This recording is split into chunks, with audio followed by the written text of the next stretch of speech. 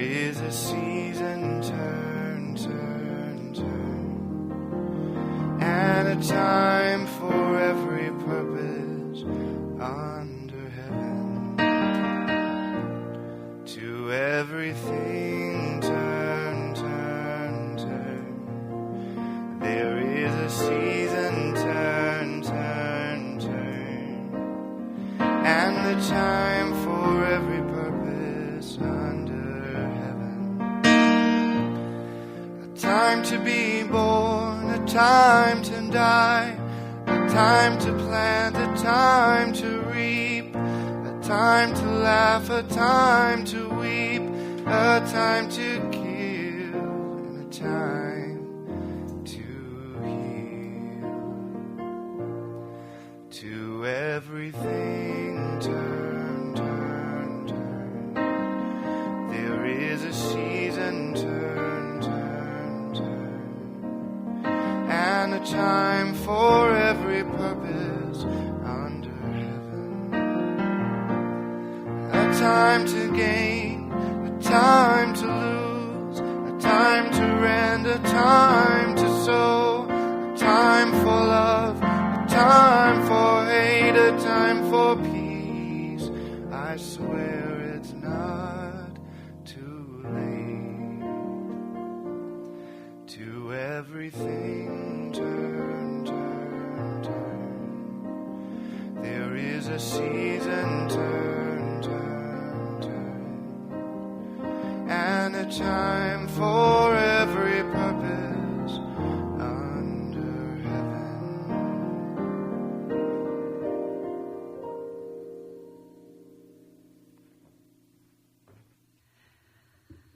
So come, let us worship together.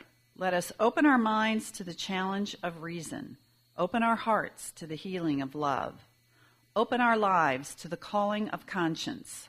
Open our souls to the comfort of joy. Astonished by the miracle of life, grateful for the gift of fellowship, confident in the power of living faith, we are here gathered. Come, let us worship together. That was from Lindsay Bates. So now is the time for a message for all ages. So if you are young in body or in spirit, you're invited to come on up to the front and have a seat, and we will have a little talk about a story.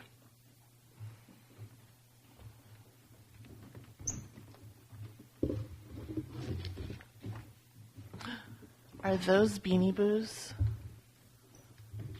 My daughter loves Beanie Boos. We often leave the house with several Beanie Boos. So, how many of you are familiar with the story of Pandora? It's not just a music player, yes. Pandora, yeah, there you go. So Pandora was, we go back a little bit further than that. So, back a long time ago in ancient Greece, there was a guy named Prometheus, and he stole fire, and he gave it to the humans. And Zeus was really mad. Zeus was the leader of all the gods. And Zeus was really, really mad. And so he punished Prometheus. And he did something real mean to him. We won't go into that here. Oh, do you want to say? All right, here we go.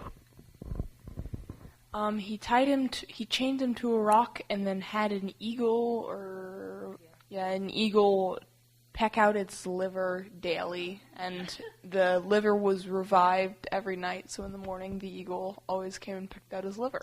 Fun stuff. Yeah, Zeus was a really nice guy. So it wasn't enough that he tortured Prometheus by chaining him to that rock. Prometheus also had a brother, and so Zeus decided he was going to not just punish Prometheus for giving fire to humans, not just fire, but fire like the light of knowledge and truth, fire to the humans. So Prometheus had a brother, and the brother has a really long Greek name that starts with E that I can't pronounce. And he decided that he was going to make this brother a wife. So he created this gorgeous, gorgeous woman out of clay and breathed life into her and named her Pandora. And so he said, hey, you know what? I have created this beautiful woman for you, and if you like her, maybe you guys want to get married. And he said, oh, yeah, she's awesome. And Pandora was like, sure, cool. Okay. And as a wedding gift, Zeus gave them a box. Yeah, it was an amphora, yes. But in our culture, we call it a box because they used to store things in it, just like we store stuff in boxes. I mean, it would have been made of cardboard had it been today. It would have had Amazon on the front. So in the box, they didn't know what it was. There was just a note on the top that said, don't open this. That was their wedding gift, a box they're not allowed to open. And Pandora, not only did he give them the box, he also gave them the key and said, hey, you're not allowed to open this box. It's your wedding gift, but it's just, you're just going to look at it. It's just pretty, right? But Pandora really wanted to know what was inside the box. And she resisted, and she resisted, and she resisted. And finally, she's like, okay, I have to know what's in the box. So she opened the box, and out flew everything bad that could possibly happen in the world. That's a great wedding gift, huh? Zeus was a really nice guy. So she was crying. She felt terrible. She said, oh, this is terrible. This is awful. And her husband came in, and they heard a little tap inside the box. And look, there was something still in there. And so she and her husband opened the box again, and out flew hope. So even when everything looks dark and dreary and terrible, there's always hope. Yep. The one I read, a dragonfly flew out, and that was hope. Yeah. Yeah, I've heard dragonfly, I've heard bug, I've heard it's a speck of light. Cool, yeah. It's a good one to remember, because there's always hope. You can always use hope, and hope can take different forms. It can be a dragonfly. It can be a speck of light. It can be a flaming chalice. So don't let the hope die. The light's always inside of you. And that's our story for today. Thank you so much. I'm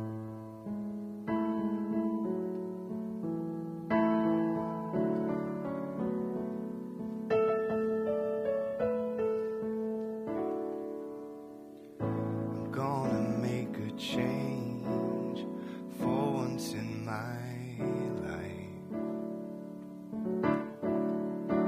It's gonna feel real good. I'm gonna make a difference. I'm gonna make it right.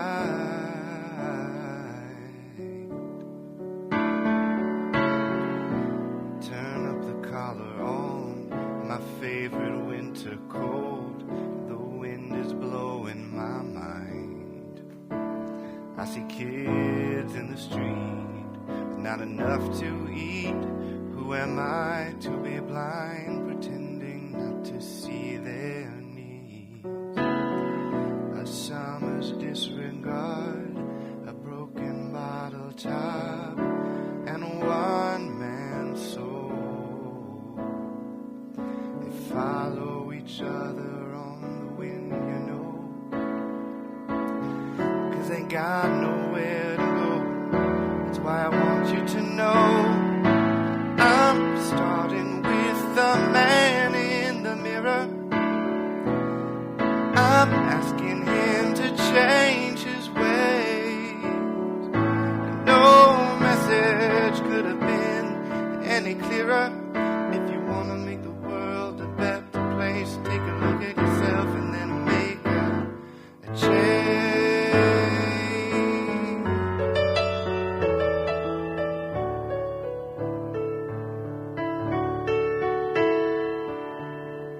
I've been a victim of a selfish kind of love. It's time that I realize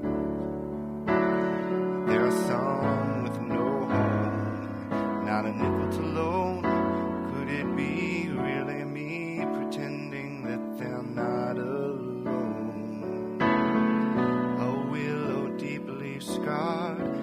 but his broken heart and a washed out dream.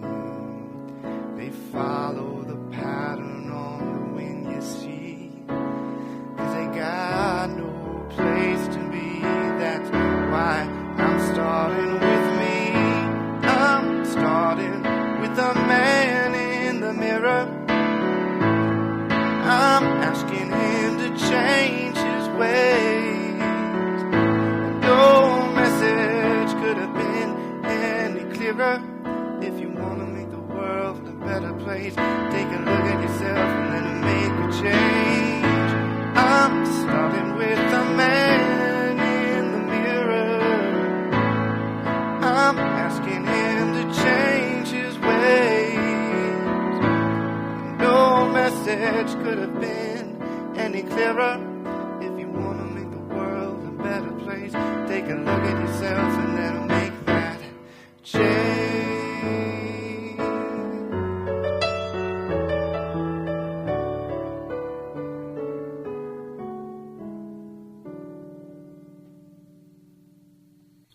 So our reading this morning is by Christopher DeVink, and it's called A Father's Advice.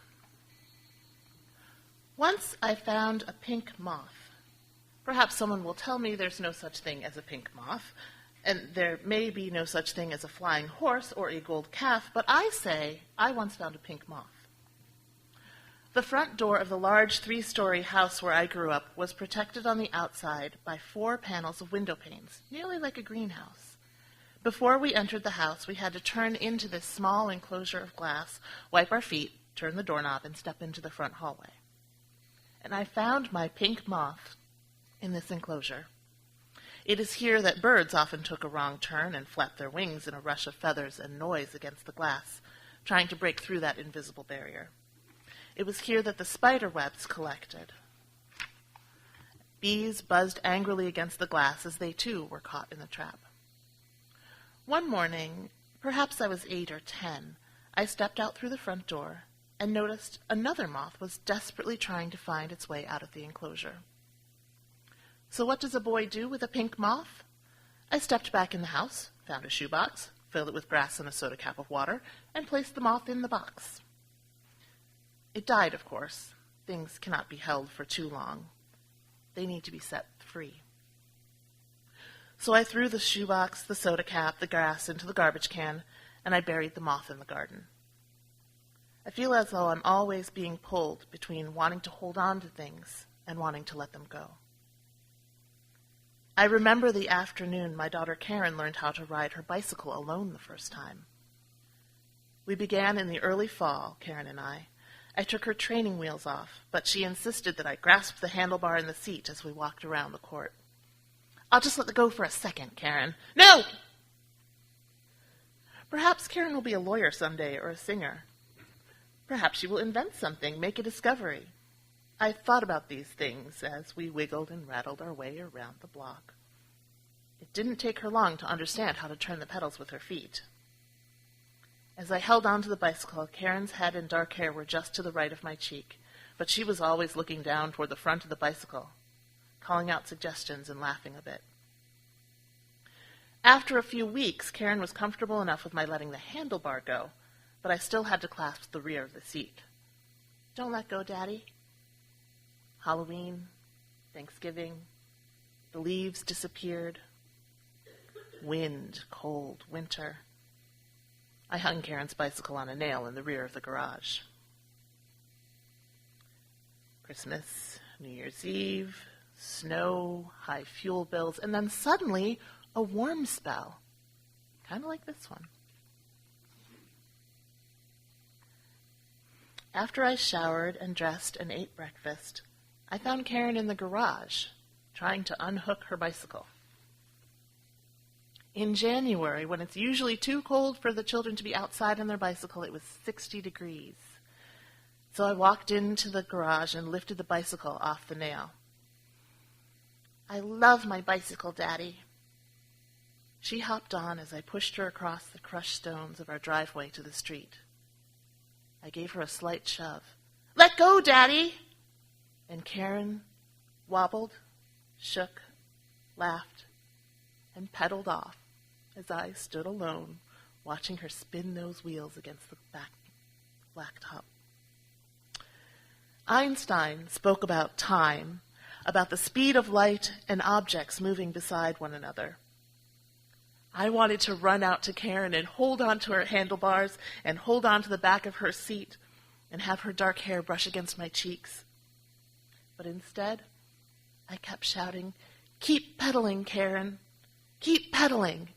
And I applauded. There is no use holding on to that pink moth and your daughter. They'll do just fine on their own. You just set them free. So keep pedaling.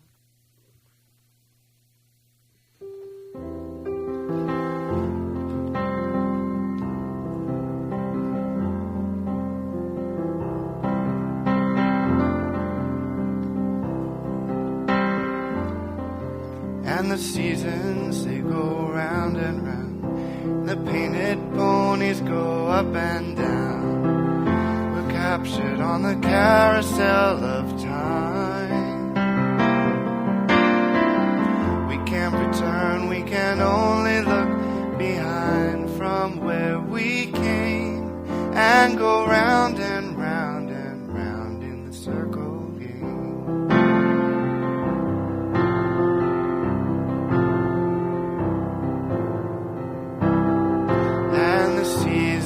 They go round and round. The painted ponies go up and down. We're captured on the carousel of time. We can't return, we can only look behind from where we came and go round and round and round in the circle game. And go round and round and round in the circle game.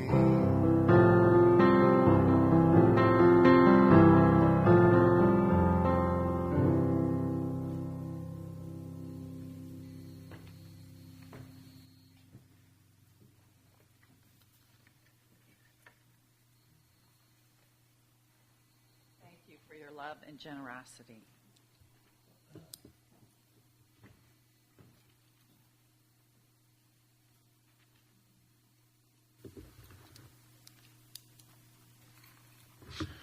First comes hope.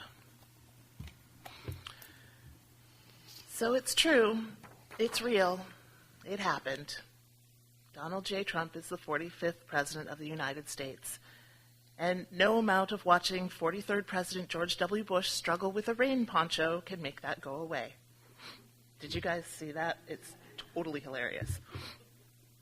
And I'm happy I'm here, because I think some of you can lend me some of those words of comfort and consolation that I need. Because the words of this new president upon his inauguration didn't inspire me the way they inspired his supporters. And I heard a reaction from somebody who attended the inauguration who felt so joyous and who felt like it was safe to be patriotic again and it was safe to pray in public again. And my immediate reaction was, well, safe for who? So I'm going to have to apologize to all of you this morning. When I'm up here, I really don't feel like it's my job to talk about politics, because I don't come to church for politics, and I'm pretty sure none of you do either. The reason I come to church on Sunday morning is to be reminded about compassion. I come to church to be inspired toward the actions that heal our world. I come to church to be surrounded by a community of thinkers who are curious about the way the world works, and about the lessons of history, and about the way that our individual minds and hearts become something greater when we are together. If I want politics, I've got NPR for that. But at the same time, I can't let this go. So I'm going to speak to you from my heart and apologize that my politics are showing. I had a really tough time on Friday. As I was driving home from my volunteer shift, the inaugural address was playing. And my daughter was in the back, playing with her Kindle. And he said, from this moment on, it's going to be America first. And he repeated America first as if the crowd was going to start chanting it back to him. and I felt fear. Wikipedia lists the America First Committee as an anti-war group that advocated against the United States entering World War II. There were millionaires, there were business people, there were celebrities who were supporters of the cause. The most notable celebrity was Charles Lindbergh. I actually went to Charles Lindbergh Elementary School in Buffalo. And Buffalo had more Polish refugees than Warsaw from World War II. And yet, Charles Lindbergh Elementary School. Charles Lindbergh's speech on September 11th, 1941, attacked the British, attacked the Roosevelt administration, and attacked American Jewish people for wanting America to participate in World War II. An excerpt of his speech is, "Instead of agitating for war, the Jewish groups in this country should be opposing it in every possible way, for they will be among the first to feel its consequences. Tolerance is a virtue that depends upon peace and strength. History shows that it cannot survive war and devastation. A few far-sighted Jewish people realize this and stand opposed to intervention, but the majority still do not. Their greatest danger to this country lies in their large ownership and influence in our motion pictures, our press, our radio, and our government.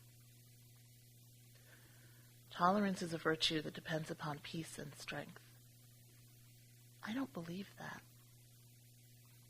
I believe that tolerance is a virtue that depends on people wanting to be kind to one another and wanting the best for everyone. So, when I heard our new president reference America First, it made me wonder about who belongs in his America. In my child's backpack on Friday, one of those Scholastic mini magazines came home.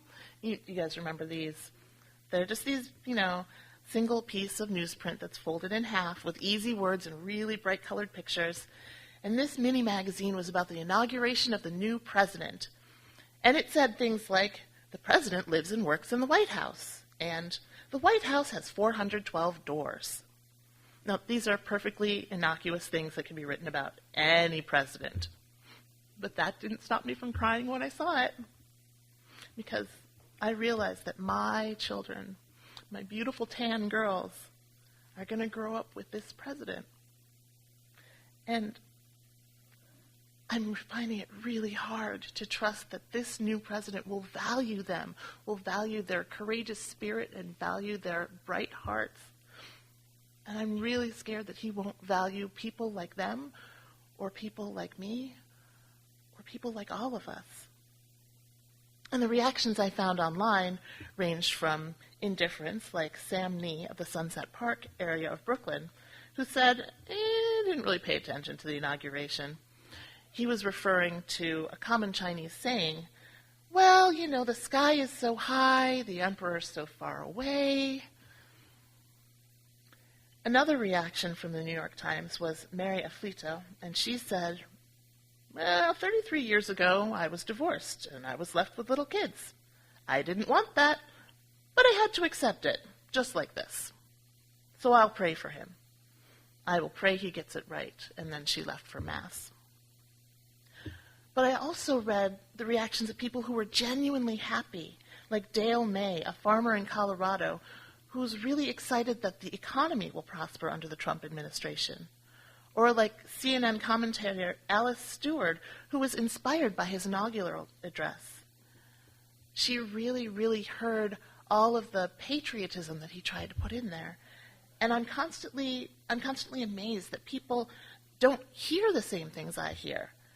But that's just another thing that proves how diverse America is. That's truly something that makes America great. We don't all hear the same things. We don't all share the same opinions. And we can disagree over the best ways to solve our problems. Sometimes we even disagree over which things are problems. But that doesn't change the fact that we all agree we are lucky to be Americans. We love our country. When my oldest daughter was born, I left my job so I could take care of her full time. And, there's a lot of time when you're at home with a tiny person. So I was always looking for educational outings. And lo and behold, there's a PA farm show, and all you have to pay for is parking. So we went, and that became a tradition. One year we even took my father-in-law when he was visiting from Alaska. And he was born an Illinois farm boy, so he was really excited when he saw there was a tractor pull. Well, I was sitting there thinking that the fumes might kill us all. My daughter and my father-in-law were cheering, "Go green tractor, go red tractor," for the John Deeres and the Farmalls. And very occasionally, "Go blue tractor," for the very rare Fords. One year, when we went, we plopped down to rest in the arena during the high school rodeo. And it was so exciting watching those kids rope the calves and do the barrel racing as fast as they can. So this year, we made a point of going to the high school rodeo. It's actually the Pennsylvania High School Rodeo Championship, so it was extra special. And we found ourselves some seats in the packed arena, and the first thing they did was pure showmanship. They dimmed the lights, and they set fire to these 2 lightning bolt-shaped zigzags in the dirt. And they were playing the Eye of the Tiger, and they'd flash the lights like it was lightning. It was great. And then the lights came on, and they introduced the kids, and they had some of those kids gallop around with the Pennsylvania flag, and they had somebody gallop around with the rodeo flag. And then, this was big, then last year's rodeo queen was introduced. They announced that she would be flying Old Glory. That's right, the flag of these United States. So please stand up and cheer for the red, white, and blue. And everyone stood up and cheered. And I'm sorry if I have a little bit of an accent when I say that, because he actually did have an accent, even though he's from Pennsylvania. When the rodeo queen galloped into the arena, she was wearing a sparkly red, white, and blue shirt, and the American flag streamed out behind her with that gold border, because it was Old Glory, it was the battle flag. And it was amazing. Everyone was so excited to be together. And next, there was a public prayer, a very Christian prayer, in the name of our Lord Jesus Christ, amen kind of Christian prayer. But you know what? It wasn't just for the competitors staying safe. It wasn't just for the animals staying safe. They also prayed for the troops. You know, how many times do we sit and think about people who are serving to protect our country far away? But this was something that nobody around me was thinking anything unusual about. And then the announcer introduced the girl who was going to sing the national anthem. And he told the audience that even if we can't sing, we all should sing along because we're all American. And that made me think about what you were saying when it was really touching, it was really moving to be in that big, huge arena full of all these people who all love the place where we live. But it also felt like I was in a really different America from the America I'm usually in. So when I think about that experience in the arena, I think about that woman who said that she felt safe praying in public as a Christian. And instead of kind of incredulous, I feel compassion. According to a 2015 Gallup poll, 75% of Americans self-identify with a Christian religion. Now that sounds huge, but it's actually down. In the 1950s, that number was over 90%. And as recently as 2008, the figure was in the 80% range. We are hardwired as humans to feel loss more keenly than we notice gains. And I know that there are folks out there who feel that when the culture changes around them, it's a loss. I can't feel what they feel because I see it as a gain for everyone, but I can sympathize that they feel that something that they knew was going away. Change is always hard. And I think that my husband, he serves in the reserves. I think he lives in these two worlds more than I do. He's a teacher, so he gets a lot of that liberal stuff, especially from his wife. But he's in the Army Reserves, so he's also surrounded by a lot of the really, really patriotic and conservative kind of culture. And he lives on the liberal East Coast, but he's from a populist conservative state originally. He's from Alaska. But, he gets along wherever he is. He's proof that it's possible to bridge our divides. So, how many of you have been on an airplane? Yeah, yes, exactly. So you've all been on airplanes enough that when the flight attendant starts that pre-flight safety demonstration, you kind of zone out, right? Well, one thing that I found stands out for me is that talk of the air mask. And I'm sure you've heard the air mask analogy before, but I'm just going to pretend I'm a flight attendant, so here we go. Oxygen and air pressure are always being monitored. In the event of a decompression, an oxygen mask will automatically appear before you. To start the flow of oxygen, pull the mask towards you. Place it firmly over your nose and mouth and secure the elastic bands. Although the bag does not inflate, the oxygen is flowing to the mask. If you are traveling with a child or someone who requires assistance, secure your mask on first, then assist the other person. Please keep your mask on until a uniformed crew member advises you to remove it. So there are a couple of things that stand out to me. First, the bag does not inflate, which means you can't see that you are getting the oxygen you need. You just have to trust. Second, you put your mask on first, and then you come to the aid of others. Because if you can't breathe, you can't help anybody else who needs to breathe. And that's kind of how I feel right now. I am struggling to get my air mask on so that I can breathe. And when I do, then I can go out and help other people. So what kind of air mask do I need? Well, I try to look to the words of the great poets and thinkers. 13th century Persian poet Rumi, whose poem "The Spiritual Worshippers" was part of the inspiration for this. I'm just going to read this poem because it's beautiful. These spiritual window shoppers who idly ask, "How much is that?"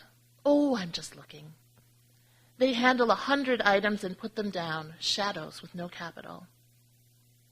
What is spent is love and 2 eyes wet with weeping. But these walk into a shop and their whole lives pass suddenly in that moment, in that shop. Where did you go? Nowhere. What did you have to eat? Nothing much. Even if you don't know what you want, buy something to be part of the exchanging flow. Start a huge, foolish project like Noah. It makes absolutely no difference what people think of you. It's that last stanza that speaks to me. Start a huge, foolish project like Noah. It makes no difference what people think of you. Because it's not about what other people think of you. As I tell my kids, and as you probably tell your kids, courage is doing what's right even if you're afraid. So even if you're afraid of what other people might think, you have to be able to live with your own actions. And the actions that you will probably regret the most are the ones you didn't take. I also look to the words of Dr. Martin Luther King. In 1957 in Montgomery, Alabama, after preaching about loving your enemies, Dr. King led this prayer.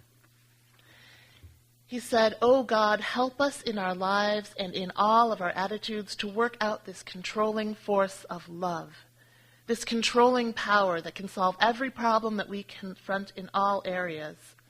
Oh, we talk about politics, we talk about problems facing our atomic civilization.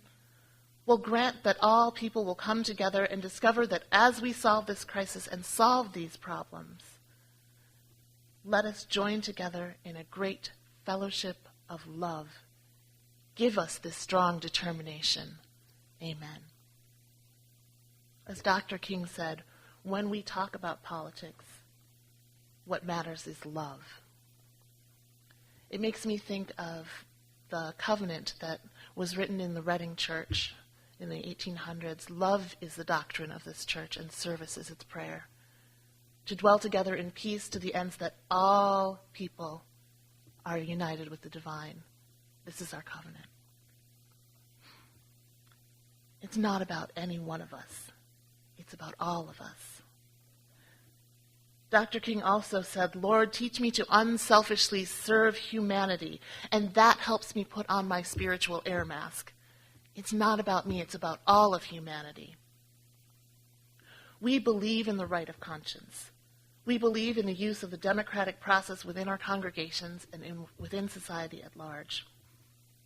As Sir Winston Churchill said, many forms of government have been tried and will be tried in this world of sin and woe.